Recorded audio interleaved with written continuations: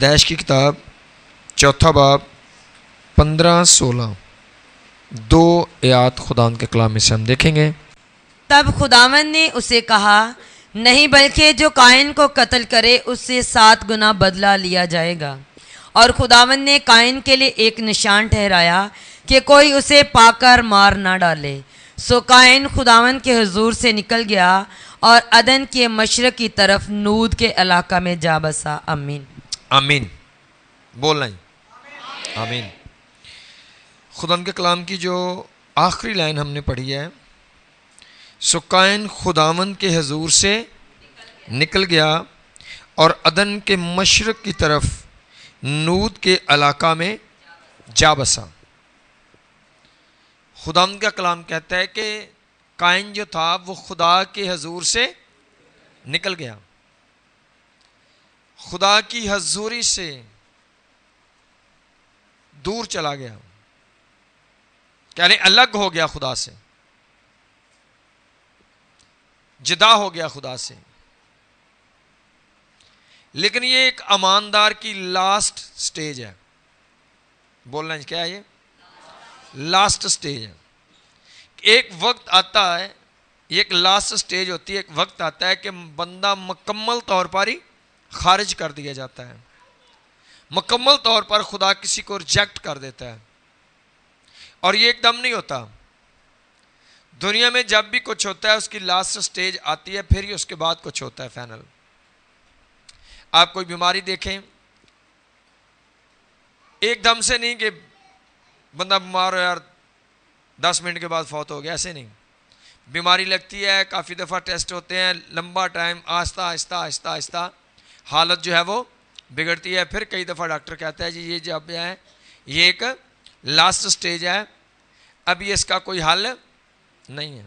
لیکن ایک دم سے ایسا نہیں ہوتا۔ ایسے ہی روحانی بیماریاں ہیں، روحانی طور پر بھی ایسا نہیں ہوتا کہ کوئی بندہ غلطی کرے اور خدا ایک دم سے اسے ریجیکٹ کرے، ایسا نہیں۔ جیسے جسمانی بیماریوں کی بھی ایک لاسٹ سٹیج ہوتی ہے، اس کے بعد بندہ جا کے مرتا ہے، ایسے ہی روحانی بیماریاں ہوتی ہیں، ان کی بھی لاسٹ سٹیج جو ہے وہ ایک دم نہیں، آہستہ آہستہ بندہ بدی میں بڑھتا ہے، گناہ میں بڑھتا ہے، نافرمانی میں بڑھتا ہے، اور سلو کر کے وہ خدا سے دور ہوتا جاتا ہے۔ ایک وقت آتا ہے جب وہ مکمل طور پر خدا کی حضوری سے خارج ہو جاتا ہے۔ اور یہاں پر ہم دیکھتے ہیں قائن کے تعلق سے خداوند کے کلام کو جب ہم پڑھتے ہیں تو یہ اس کی لاسٹ لکھا ہے آخر پر کہ سو وہ خدا کی حضوری سے نکل گیا، ایک دم سے نہیں۔ جب یہ خدا کی حضوری سے نکلا، یہ کوئی 2 سال کا 4 سال کا نہیں تھا، کافی اس کی عمر تھی۔ اور خدا کا کلام یہ بیان کرتا ہے کہ خدا نے جب آدم کو 2 بیٹے دیے تھے، دونوں بیٹے جوان تھے، دونوں بیٹوں نے خدا کی حضوری میں ہی پرورش پائی تھی، کیونکہ وہ دونوں ہی آدم کے بیٹے تھے، اور وہ دونوں آدم سے سیکھتے تھے، خدا کے تعلق سے انہوں نے جانا تھا، قربانیوں کے تعلق سے، عبادت کے تعلق سے، یعنی جو کلام آدم نے خدا سے سیکھا تھا وہ سب اس نے اپنے بچوں کو سکھایا۔ لیکن ایک کی زندگی میں اثر ہوا اور ایک کی زندگی میں اثر نہ ہوا۔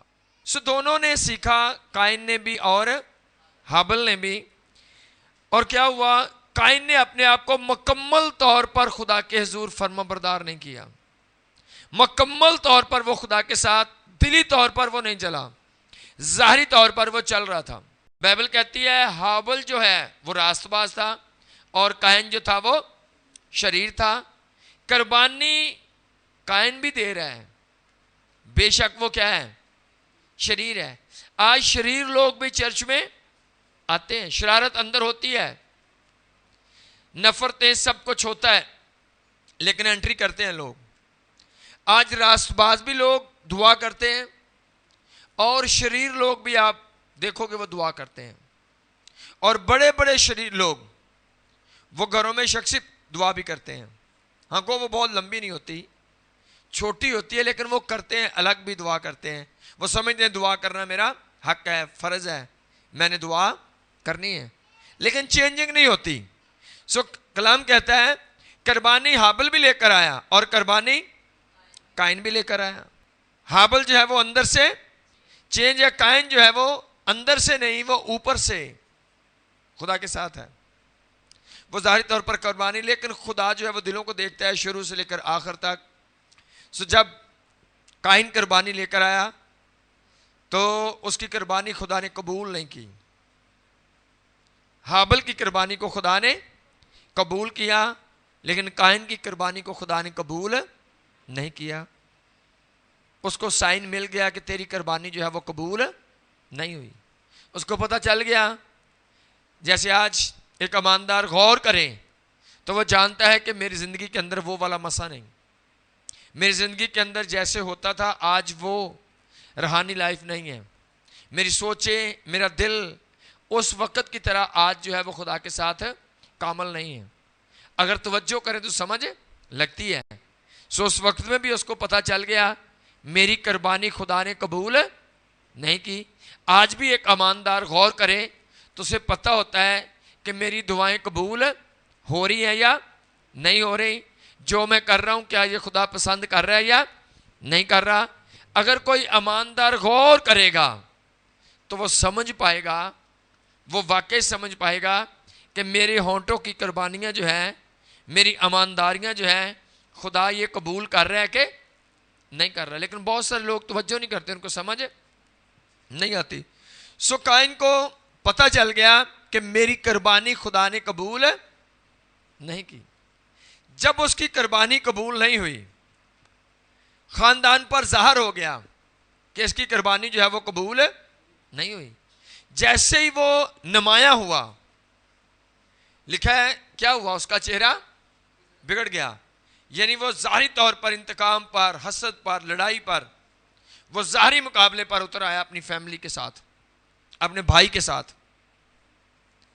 بے شک خدا اس کی قربانی قبول نہیں کر رہا، پر جب اس کا چہرہ بگڑا، جب وہ ظاہری طور پر اور گناہ کرنے کا اس نے منصوبہ بنایا، تو بے شک خدا قربانی قبول نہیں کر رہا. لیکن ابھی اس کی لاسٹ سٹیج نہیں ہے، ابھی اس کے اندر چھوٹا سا حسد ہے، ابھی اندر شرارت ہے.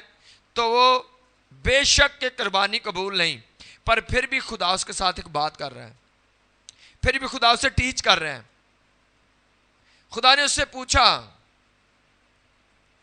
قربانی قبول نہیں ہوئی، اس کا چہرہ بگڑا، تو خدا نے لکھا ہے خدا کے کلام میں، اور حابل بھی اپنی بھیڑ بکریوں کے پہلوٹھے بچوں کا اور کچھ ان کی چربی کا ہدیہ لایا، اور خداوند نے حابل کو اور اس کے ہدیہ کو منظور کیا، پر قائن کو اور اس کے ہدیہ کو منظور نہ کیا، اس لیے کہ قائن نہایت غضبناک ہوا اور اس کا منہ بگڑا. اور خداوند نے قائن سے کہا، تو کیوں غضبناک ہوا اور تیرا منہ کیوں بگڑا ہوا ہے؟ اگر تو بھلا کرے تو کیا تو مقبول نہ ہوگا، اور اگر تو بھلا نہ کرے تو گناہ دروازہ پر دبکا بیٹھا ہے اور تیرا مشتاق ہے، پر تو اس پر غالب آ. آمین. خدا نے بے شک قربانی قبول نہیں کی، پر خدا نے اس کے ساتھ لمبی رفاقت کی. خدا نے واقعی ایک رویا اس کو دی، خدا نے اس کے ساتھ کلام کیا. خدا نے کہا کہ بھائی بے شک میں نے تیری قربانی آج قبول نہیں کی، آج میں تیری دعاؤں کو نہیں سن رہا، لیکن اگر تو بھلا کرے تو کیا تو کل کو مقبول نہ ہوگا. آج بے شک میں نے تجھے ریجیکٹ کیا ہے، پیچھے کیا ہے، پر اگر تو آج وفادار ہوتا ہے تو کل کو تو کیا ہوگا، تو مقبول ہو جائے گا. تیرا منہ کیوں بگڑا ہوا ہے؟ خدا نے اس سے مکمل طور پر ایک میسج دیا کہ بے شک تیری قربانی قبول نہیں ہوئی. خدا نے کہا کہ تیرا منہ کیوں بگڑا ہوا ہے، اگر تو بھلا کرے تو کیا تو مقبول نہ ہوگا، لیکن اگر تو بھلا نہ کرے تو گناہ دروازے پر دبکا بیٹھا ہے اور تیرا مشتاق ہے، پر میں کہتا ہوں کہ تو اس پر غالب آ. خدا دعا نہیں سن رہا، پر جب خدا نے دیکھا کہ یہ ایک اور غلطی کرنے والا ہے، یہ اب ایسا گناہ کرنے والا ہے جس کے بعد اس کو سزا ملے گی، جس کے بعد اس کو مکمل طور پر نکالنا ہوگا، تو خدا نے باقاعدہ اس کو رویا دی، باقاعدہ اس کے ساتھ کلام کیا. خدا نے کہا یہاں تک ٹھیک ہے، قربانی قبول نہیں، لیکن اگر تو آج سے اپنے آپ کو وفادار کر کے پیش کرتا ہے تو کل کو واقعی مقبول ہوگا، تیری قربانی قبول ہونا شروع ہو جائے گی، اور غنا تیرے دروازے پر ہے، لیکن تو کیا کر، اس پر غالب آ. میں نہیں چاہتا کہ تو غنا جو ہے وہ تجھ پر غالب آئے. سو خدا نے کلام کیا. ایسے ہی آج ایک ایماندار ہے، جب وہ چھوٹی موٹی غلطیاں کرتا ہے تو پاک روح اس سے رنجیدہ ہو جاتا ہے، مسا نہیں ہوتا، حضوری نہیں ہوتی، روحانی جوش نہیں ہوتا زندگیوں میں. اور ایسا ایماندار یہ سمجھتا ہے خدا نے مجھے چھوڑ دیا ہے، اب میں زور نہیں لگا سکتا، اب شاید میرا مسے کا لیول وہ والا نہ بنے، اب شاید میں پھر سے ٹیم میں کھڑا نہ ہو سکوں، یا شاید وہ والے کام میں پھر سے نہ کر سکوں. اور وہ کیا کرتا ہے، خدا اس کو موقع دیتا ہے، کبھی کوئی ایماندار جا کر گواہی دیتا ہے، کبھی وہ میسج سنتا ہے، کبھی بائبل پڑھتے اس کو کوئی آیت ملتی ہے. خدا مختلف طریقوں سے رہنمائی کرتا ہے اس کی کہ تو کھڑا ہو سکتا ہے، لیکن یہ آگے اس کا اپنا تعلق ہے کہ وہ کس بات کو مانتا ہے. لیکن اس بندے نے کیا کیا، اس نے نہیں مانا. آج کا ایماندار کیا کرتا ہے، اگر وہ مانے تو خدا اس کو کیا کرے گا، پھر سے اٹھا کھڑا کرے گا، مقبول کرے گا، استعمال کرے گا. خدا نے اس کو کہا کہ اور آگے تو گناہ میں نہ بڑھ. آج کے ایماندار کو خدا رویا دیتا ہے، سکھاتا ہے، سمجھاتا ہے کہ بھائی یہاں تک ہو گیا ہے، میں نہیں چاہتا تو گرا رہے، میں نہیں چاہتا تو پیچھے رہے، میں چاہتا ہوں کہ تو اٹھ کھڑا ہو تاکہ تو کل کو مقبول ہو. خدا جن کے ساتھ پاک روح رنجیدہ ہے ان سے بھی خدا کلام کر لیتا ہے، ان کو بھی خدا، ہاں ڈائریکٹ خدا نہیں بولتا، لیکن خدا کسی ایماندار کو بھیجتا ہے، کوئی آ کر آپ کو کلام سناتا ہے، کوئی میسج آپ تک پہنچ جاتا ہے، کسی اور طریقے سے آپ تک کوئی بات پہنچائی جاتی ہے. بے شک پاک روح آپ سے کلام نہیں کر سکتا اگر آپ نافرمانیوں میں ہو، پاک روح رنجیدہ ہے، خدا ناراض ہے، پر کوئی ایماندار آئے گا اور آپ کو کچھ کہے گا، اور وہ آپ کو کہے گا یار اٹھ کھڑا ہو، آپ کو کھڑے ہونا ہے، آپ کو آگے بڑھنا ہے، آپ کو پھر سے سٹینڈ لینا ہے. آگے وہ ایماندار کا مسئلہ ہے، اگر وہ اٹھے خدا پھر سے اس کو بحال کرنے کی قدرت رکھتا ہے، لیکن ایک دم سے خدا ریجیکٹ نہیں کرتا. سو پہلی بات قربانی قبول نہیں ہوئی کیونکہ شرارت اس کے اندر تھی، لیکن جب وہ اور گناہ میں آگے بڑھنا چاہتا تھا خدا نے پھر بھی کلام کیا. آج بڑے لوگ جن کو بڑی دفعہ موقع ملا راست باز ہونے کا، آگے بڑھنے کا، مسا میں رہنے کا، کلام سیکھنے کا، سنانے کا، کچھ کرنے کا، اگر وہ نہیں بھی کرتے، جب وہ زیادہ بگڑنے لگتے ہیں خدا ان کو ایک اور موقع دیتا ہے، کوئی میسج، کوئی گواہی ان تک پہنچتی ہے. اور بڑے لوگ ہیں جو واقعی وہاں پر سنبھل جاتے ہیں، کہتے ہیں مجھے اور گناہ میں آگے نہیں بڑھنا، خدا واقعی میری بحالی چاہتا ہے.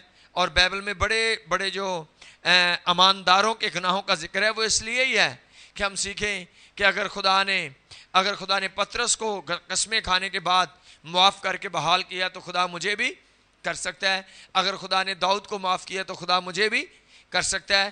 بڑے سارے ایسے کردار آتے ہیں جن سے ہم دیکھ کر، جن کو سن کر، جن سے ہم سیکھتے ہیں کہ خدا پھر سے کھڑا کرنے کی قدرت رکھتا ہے. اور پھر تیسری سٹیج آئی، اس نے کلام سنا، سب کچھ ہو گیا، پر پھر بھی وہ اپنے منصوبے کو اس نے چھوڑا نہیں. اس کا حسد وہاں پر رہا، اس کا جھوٹ چلاکیاں وہاں پر ہی رہیں، اور اس نے واقعی اپنے بھائی کو قتل کر دیا. واقعی اس نے اپنے بھائی پر اٹیک کیا اور اس کو مار دیا. یہ لاسٹ سٹیج تھی. لیکن اس کے بعد بھی خدا نے کیا کہا، اس کے بعد بھی خدا نے اس کے ساتھ کلام کیا. پھر بھی خدا اس کو موقع دینا چاہتا تھا. خدا نے اس سے کہا قائن تیرا بھائی کہاں ہے. آج خدا کیا چاہتا ہے اس سے؟ آج بھی خدا چاہتا ہے یہ کہے خداوند مجھ سے غلطی ہو گئی، خداوند سوری، میں زیادہ جوش میں آ گیا تھا، مجھ سے واقعی غلط ہو گیا ہے، میں تیری حضوری کو چھوڑ کر نہیں جانا چاہتا تھا، میں یہ گناہ نہیں کرنا چاہتا، لیکن میرا غضب بڑھ گیا تھا، میرا غصہ بڑھ گیا تھا، میں نے یہ کر لیا. لیکن جب لاسٹ سٹیج ہے اس وقت بھی خدا نے اس کو پکارا. خدا نے کہا تیرا بھائی کہاں ہے. لیکن یہ ایک بندہ ہے کہ اپنی عادت کو چھوڑ نہیں رہا. پھر وہ خدا سے بھی آکڑ کر کہتا کیا میں اپنے بھائی کا محافظ ہوں؟ کیا میں رکھوالا ہوں اس کا؟ مجھے کیا پتا وہ کدھر ہے؟ یہ ایسے لوگوں کی بات ہے جو ہمیشہ بدی پاری تلے رہتے ہیں. انہوں نے اپنی چلاکی کو، اپنے جھوٹ کو، اپنے حسد کو کبھی مکمل طور پر ختم کرنے کے لیے اپنے آپ کو خدا کے آگے پیش نہیں کیا. خدا چاہتا ہے کہ ہم لاسٹ سٹیج تک نہ پہنچیں. خدا بحال کرنا چاہتا ہے. جب پھر بھی اس نے کوئی اقرار نہیں کیا تو پھر اس کے بعد لکھا ہے کہ پھر قائن خدا کی حضوری سے نکل گیا اور نود کے علاقہ میں جا بسا. پھر وہ واقعی الگ ہو گیا اور ایک اور علاقے میں جا بسا. خدا نہیں چاہتا تھا، اور جب وہ واقعی خدا کی حضوری سے نکل گیا تو خدا نے پھر سے اس کو سزائیں سنائیں. خدا پہلے سزا نہیں دے رہا تھا. اور پھر لکھا ہے پھر اس نے کہا کیا کہ تو نے یہ کیا کیا؟ تیرے بھائی کا خون زمین سے مجھ کو پکارتا ہے اور اب تو زمین کی طرف سے لعنتی ہوا. آخر پر خدا نے کہا کہ اب تو زمین کی طرف سے لعنتی ہوا. اور آگے جس نے اپنا منہ پسارا کہ تیرے ہاتھ سے تیرے بھائی کا خون لے، اور جب تو زمین کو جوتے گا تو وہ اب تجھے اپنی پیداوار نہ دے گی، اور زمین پر تو خانہ خراب اور آوارہ ہوگا. آمین. خدا نے پہلے ہی آدم کے گناہ کی وجہ سے زمین کو لعنتی کر دیا تھا. زمین پہلے سے ہی لعنتی تھی. وہاں پر آدم کو خدا نے کہہ دیا تھا کہ اب یہ تیرے لیے اونٹ کٹارے اگائے گی. لیکن اب آدم کا بیٹا آیا اور پھر خدا اس کو کیا کہتا ہے کہ اب زمین تجھے اپنی پیداوار نہ دے گی. کچھ چیزیں ایسی ہیں جو ساری دنیا کے لیے ہوتی ہیں، وہ ساری دنیا کے لیے تھی. لیکن کچھ چیزیں ہوتی ہیں وہ سب سے ہٹ کر صرف آپ کے لیے ہی ہوتی ہیں. کہہ لیں یہ غربت جس کا خدا نے اعلان کیا، یہ ایسی غربت تھی جو سب سے زیادہ قائن کے حالات کو خراب کرنے والی تھی. باقی لوگوں نے بھی فصل کو بونا تھا، کاٹنا تھا، ان سے زیادہ غربت جو تھی وہ قائن پر آنی تھی. باقیوں کے کھیت زمین پر اگر 60% فصل دے رہے ہیں تو قائن کے کھیت نے صرف 10% ہی دینی تھی، کیونکہ اس کے تعلق سے خدا نے اسپیشل لعنت بول دی کہ اب تیرے لیے ہے. یہ کبھی کبھی ایسا ہوتا ہے حالات ٹھیک ہوتے ہیں پر ایک بندہ پھنسا ہوتا ہے اور اس کا کچھ اسپیشل گناہ ہوتا ہے. خدا نہیں چاہتا کہ آپ ایسے سٹیج پر پہنچو جس پر خدا مجبور ہو کر یہ کہہ دے کہ اب کیا ہے، زمین تیرے سبب سے لعنتی ہے، زمین سے تیرے بھائی کا خون تجھے پکارتا ہے. اور پھر جا کر اس نے کہا میری سزا میری برداشت سے باہر ہے. ایسی سزا اب وہ برداشت نہیں کر سکتا تھا.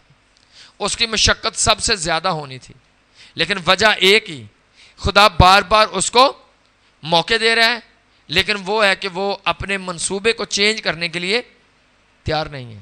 خدا چاہتا ہے کہ اگر آپ سے غلطی ہوئی ہے آپ توبہ کریں، آپ اپنے آپ کو پیش کریں درست طور پر چلنے کے ساتھ.